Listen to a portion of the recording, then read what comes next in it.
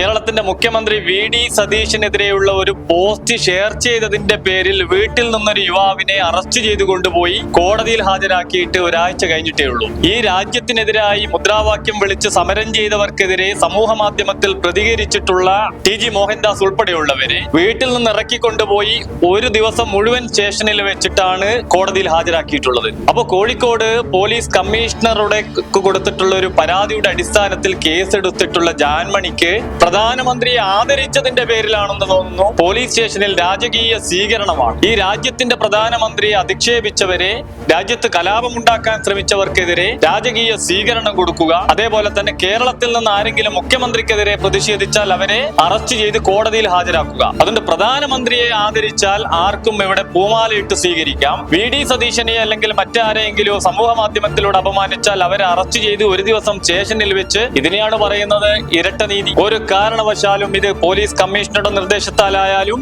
ഏതെങ്കിലും ഉന്നത ഉദ്യോഗസ്ഥരുടെ നിർദ്ദേശത്തിലായാലും ആരായാലും ഇതിൽ ഉന്നത ഗൂഢാലോചനയുണ്ട്. നമസ്കാരം. പ്രധാനമന്ത്രി നരേന്ദ്രമോദിയെയും അദ്ദേഹത്തിന്റെ മാതാപിതാക്കളെയും അപമാനിച്ചു എന്ന കേസിൽ ട്രാൻസ്ജെൻഡറും ആക്ടിവിസ്റ്റുമായ ജാൻമണി ദാസിനെ ഇക്കഴിഞ്ഞ ദിവസം കോഴിക്കോട് സൈബർ പോലീസ് അറസ്റ്റ് ചെയ്യുകയുണ്ടായിരുന്നു. എന്നാൽ പിന്നീട് സ്റ്റേഷൻ ജാമ്യത്തിൽ ഇവരെയും മറ്റ് രണ്ടുപേരെയും വിടുകയാണ് പോലീസിന്റെ ഭാഗത്തു നിന്നുണ്ടായത്. ഇതിനെതിരായിക്കൊണ്ട് വലിയ പ്രതിഷേധമാണ് ബി.ജെ.പി വൃത്തങ്ങളിൽ നിന്ന് ഉയരുന്നത്. മഹിളാ മോർച്ച സംസ്ഥാന അധ്യക്ഷയായ നവ്യ ഹരിദാസ് നൽകിയ പരാതിയിലാണ് ഇത്തരത്തിൽ ട്രാൻസ്ജെൻഡറും ആക്ടിവിസ്റ്റും മേക്കപ്പ് ആർട്ടിസ്റ്റുമായിട്ടുള്ള ജാൻമണി ദാസിനെതിരായിക്കൊണ്ട് കോഴിക്കോട് സൈബർ പോലീസ് കേസെടുക്കുന്നതും പിന്നീട് അത് അവരുടെ അറസ്റ്റിലേക്ക് നീങ്ങുന്നതും. എന്നാൽ കേവലം സ്റ്റേഷൻ ജാമ്യത്തിൽ വിടുന്ന വകുപ്പുകൾ മാത്രം ചേർത്തുകൊണ്ട് കേസെടുത്തത് ദുരൂഹമാണ് എന്നുള്ളതാണ് ബി.ജെ.പി പറയുന്നത്. ഈ ഒരു വിഷയത്തിൽ നമ്മളോട് പ്രതികരിക്കുന്നത് ബി.ജെ.പിയുടെ കോഴിക്കോട് സിറ്റി ജില്ലാ അധ്യക്ഷൻ അഡ്വക്കേറ്റ് കെ.പി. പ്രകാശ് ബാബുവാണ്. അദ്ദേഹത്തിന്റെ വാക്കുകൾ.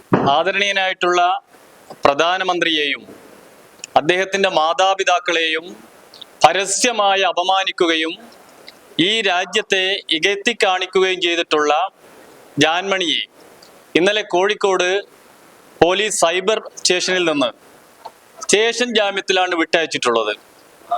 ഇത് ഇരട്ട നീതിയാണ് എന്ന് പറയാതിരിക്കാൻ നിർവാഹമില്ല. ഇതേ കോഴിക്കോട് വെച്ച് കേരളത്തിന്റെ മുഖ്യമന്ത്രി വി.ഡി. സതീശനെതിരെയുള്ള ഒരു പോസ്റ്റ് ഷെയർ ചെയ്തതിന്റെ പേരിൽ വീട്ടിൽ നിന്നൊരു യുവാവിനെ അറസ്റ്റ് ചെയ്തു കൊണ്ടുപോയി കോടതിയിൽ ഹാജരാക്കിയിട്ട് ഒരാഴ്ച കഴിഞ്ഞിട്ടേ ഉള്ളൂ. ഈ രാജ്യത്തിനെതിരായി മുദ്രാവാക്യം വിളിച്ച് സമരം ചെയ്തവർക്കെതിരെ സമൂഹ മാധ്യമത്തിൽ പ്രതികരിച്ചിട്ടുള്ള ഒരാളെ, ടി.ജി. മോഹൻദാസ് ഉൾപ്പെടെയുള്ളവരെ വീട്ടിൽ നിന്ന് ഇറക്കിക്കൊണ്ടുപോയി ഒരു ദിവസം മുഴുവൻ സ്റ്റേഷനിൽ വെച്ചിട്ടാണ് കോടതിയിൽ ഹാജരാക്കിയിട്ടുള്ളത്.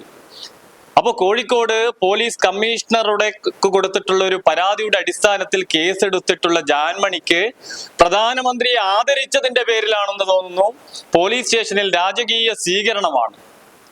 എന്തോ ഒരു വലിയൊരു കാര്യം ചെയ്തതിന്റെ ഒരു സ്വീകരണമാണ് പോലീസ് അധികാരികൾ നൽകിയിട്ടുള്ളത്. ഈ രാജ്യത്തിന്റെ പ്രധാനമന്ത്രിയെ അധിക്ഷേപിച്ചവരെ, രാജ്യത്ത് കലാപമുണ്ടാക്കാൻ ശ്രമിച്ചവർക്കെതിരെ രാജകീയ സ്വീകരണം കൊടുക്കുക, അതേപോലെ തന്നെ കേരളത്തിൽ നിന്ന് ആരെങ്കിലും മുഖ്യമന്ത്രിക്കെതിരെ പ്രതിഷേധിച്ചാൽ അവരെ അറസ്റ്റ് ചെയ്ത് കോടതിയിൽ ഹാജരാക്കുക. ഇത് ഇരട്ട നീതിയാണ്. ഇങ്ങനെയാണ് നിയമം നടപ്പിലാക്കാൻ കോഴിക്കോട് കമ്മീഷണറുടെ നേതൃത്വത്തിലുള്ള പോലീസ് സംഘം ശ്രമിക്കുന്നതെങ്കിൽ ചിലപ്പോൾ പരസ്യമായിട്ട് നിയമലംഘനം നടത്തേണ്ടി വരും. നിയമത്തെ അംഗീകരിക്കുന്നത് ഏതെങ്കിലും ഒരു പോലീസ് ഉദ്യോഗസ്ഥനെ ഭയന്നിട്ടല്ല, ഈ രാജ്യത്തെ നിയമവാഴ്ചയും ഭരണഘടനയും അംഗീകരിക്കുന്നത് കൊണ്ടാണ്. അതുകൊണ്ട് പ്രധാനമന്ത്രിയെ ആദരിച്ചാൽ ആർക്കും ഇവിടെ പൂമാലയിട്ട് സ്വീകരിക്കാം. വി.ഡി. സതീശനെ അല്ലെങ്കിൽ മറ്റാരെങ്കിലും സമൂഹ മാധ്യമത്തിലൂടെ അപമാനിച്ചാൽ അവരെ അറസ്റ്റ് ചെയ്ത് ഒരു ദിവസം സ്റ്റേഷനിൽ വെച്ച് കോടതിയിൽ ഹാജരാക്കുക. ഇതിനെയാണ് പറയുന്നത് ഇരട്ട നീതി. ഒരു കാരണവശാലും ഇത് പോലീസ് കമ്മീഷണറുടെ നിർദ്ദേശത്താലായാലും ഏതെങ്കിലും ഉന്നത ഉദ്യോഗസ്ഥരുടെ നിർദ്ദേശത്തിലായാലും ആരായാലും ഇതിൽ ഉന്നത ഗൂഢാലോചനയുണ്ട്.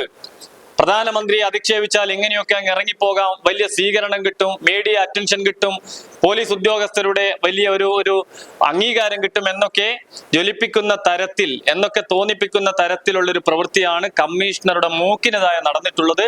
അതുകൊണ്ട് ഇരട്ട നീതിയാണ് പോലീസ് കമ്മീഷണറുടെ ലക്ഷ്യമെങ്കിൽ അതങ്ങോട്ട് അനുവദിച്ചു കൊടുക്കാൻ തയ്യാറല്ല.